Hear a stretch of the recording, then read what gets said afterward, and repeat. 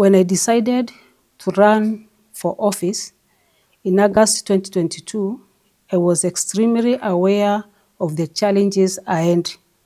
The skepticism and the stereotypes and the outright resistance from the quarters were daunting. Yet, the secret ballot became a sanctuary for the people of Meru. Behind the curtain of the voting booth, gender biases faded, and the people spoke with clarity and conviction. They voted not for my gender, but for my vision, my commitment, my ability to lead.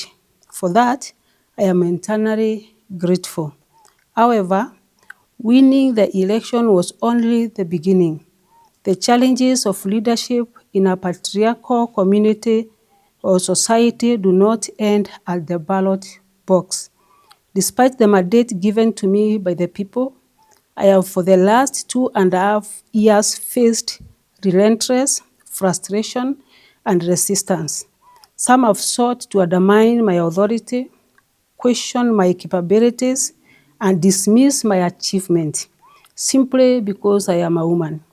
The very structures that the secret ballot momentarily dismantled have sought to reset themselves in the day-to-day operations of my governance.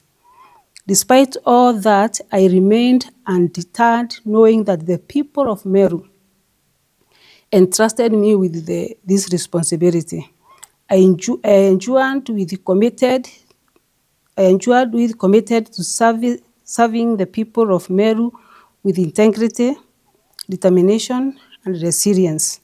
I believed, and still do, that the secret ballot was not just a moment of emancipation. It was a promise that leadership is not defined by gender, but the ability to deliver, to inspire, and to transform. However, from the moment I assumed office, I faced relentless resistance from a system that refuses to accept women in leadership. My administration delivered transformative projects, improved healthcare, education, and infrastructure, and championed transparency and accountability.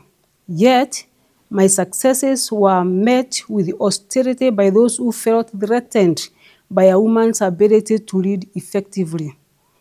Today, I break the silence to address the grave injustices I have faced as a woman leader in a deeply patriarchal society. My impeachment was not a reflection of my performance or integrity, but a calculated move by male chauvinists, political competitors, and political expediency, a complete national government willing to silence a woman who dared to lead. My removal was not a reflection of the will of the people, but rather a calculated move by political competitors and the national government who sought to punish me for refusing to be politically manipulated. During my tenure as governor, I remained steadfast in my commitment to serving the people of Meru with integrity, transparency, and accountability. I refused to bow to the pressure of political puppeteers who sought to use my office for their own selfish gains. My administration prioritized the needs of the people, delivering transformative projects in healthcare, education, infrastructure, and agriculture. However, my refusal to compromise my principles and play by the rules of the political manipulation made me a target. My impeachment was not based on any legitimate grounds, but was instead politically motivated scheme orchestrated by those who feared my unwavering dedication to the truth and the welfare of the people of Meru. The impeachment process was a sham orchestrated by prominently male politicians who manipulated the system to remove me from office. The national government, instead of upholding the rule of law, actively influence the outcome, ensuring that the voices of Meru residents who elected me were ignored. Even the courts, which should have been my refuge, were interfered with to block my access to justice. This is not just an attack on me, but an attack on democracy, gender equality, and the rights of every Kenyan woman who aspires to lead. If anyone had doubts on who was behind my impeachment, I invite them to keenly review the swearing-in ceremony of my deputy yesterday. The orchestrators, actors, planners, sponsors, financiers, script writers of my impeachment were overwhelmed by joy. I could no longer hide behind their mask anymore.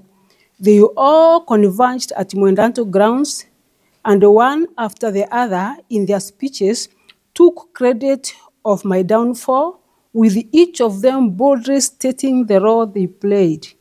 Some of them went an extra mile to thank the top leadership of this country for the support offered towards the cause.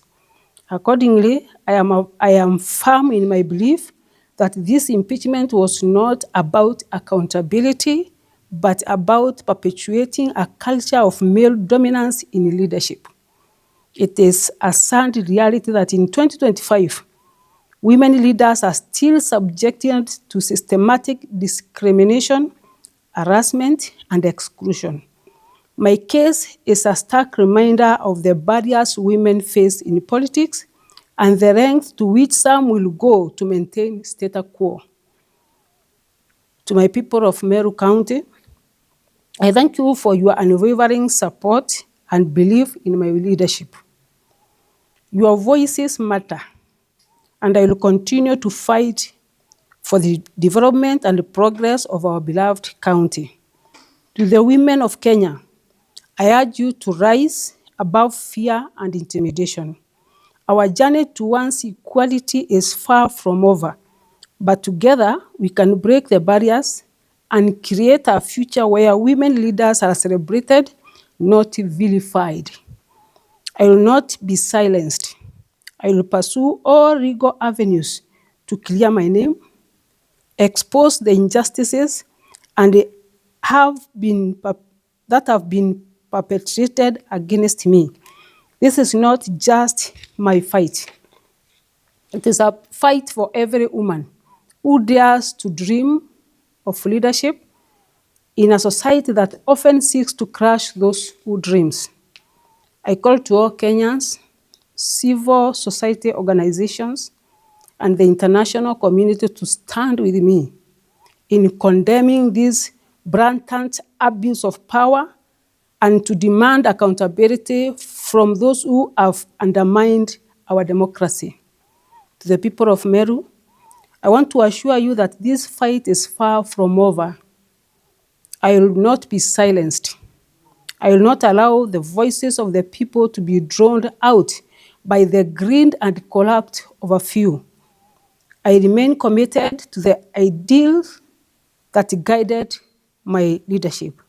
I will continue to advocate for justice, fairness, and development of our beloved County Meru. I call upon all Kenyans to stand against the erosion of democracy and the misuse of power. We must hold our leaders accountable and demand transparency in governance. The people of Meru deserve leaders who will serve them with honesty and dedication, not those who are beholden to the interest of a select few. I am exploring all the legal and constitutional avenues to challenge this injustice. I will also continue to engage with the people of Meru to ensure their voices are heard and their needs are met.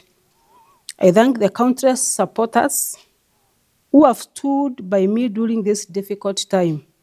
Your prayers, encouragement, unwavering belief in the truth have given me the strength to continue this fight.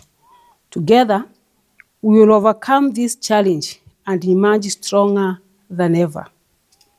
In closing, I reaffirm my commitment to the people of Meru. The challenges are many, but so too are the opportunities. With your support, prayers, your unwavering belief in the power to change, we will overcome. Together, we will write a new chapter in history of Meru, the chapter defined by equality, progress, and hope. To my fellow leaders, both men and women, I urge you to embrace the spirit that values merit over prejudice, progress over stagnation, and unity over division. Let us work together to ensure the promise of democracy is fulfilled for all. Thank you. Destiny killers. Baraboraga, especially women. I don't think God will forgive you. Na nataka kusema kwa Kiswahili. Wawe ni mzee wa boma. Wawe ni mama wa boma. Nyinyi ni wazazi wa familia. Mko pengine Mungu amewapatia watoto 12. Na 11 of them ni boys. 1 is a girl. And every day ukienda nyumbani, unakuta kuna makelele. Huyu mtoto msichana anachapwa na wengine. Siku ya pili pia kunakuwa na makelele. Ya tatu pia kuna makelele. Kama baba wa nyumba, kama mzazi wa hiyo familia, ndio upate pumziko, ndio moyo wako ufurahie, ndio uweze kulala kwa ile boma, ndio uweze kukula vizuri na kulala vizuri. Does it mean you sacrifice that girl so that the home iwe peaceful? Kama mzazi, maana watoto wamepigana kwa nyumba. How do you sacrifice that single child to avoid noises? An innocent child. And in this case, umesikiza everything. Ukaona huyu mtoto, pengine ni chakula haitoshi, ndio anapigwa. Pengine ni misukumano hapa na hapa, ni nani mkubwa kuliko mwingine. As a father, as a mother, as a parent, utatoa amri, useme kwa sababu sasa kuna makelele, huyu akufe. Wacha tuzike huyu. I don't think that is the role of any parent in Kenya. It is sad. It is sad. We don't sacrifice our children because of others. Where is justice? Iko wapi?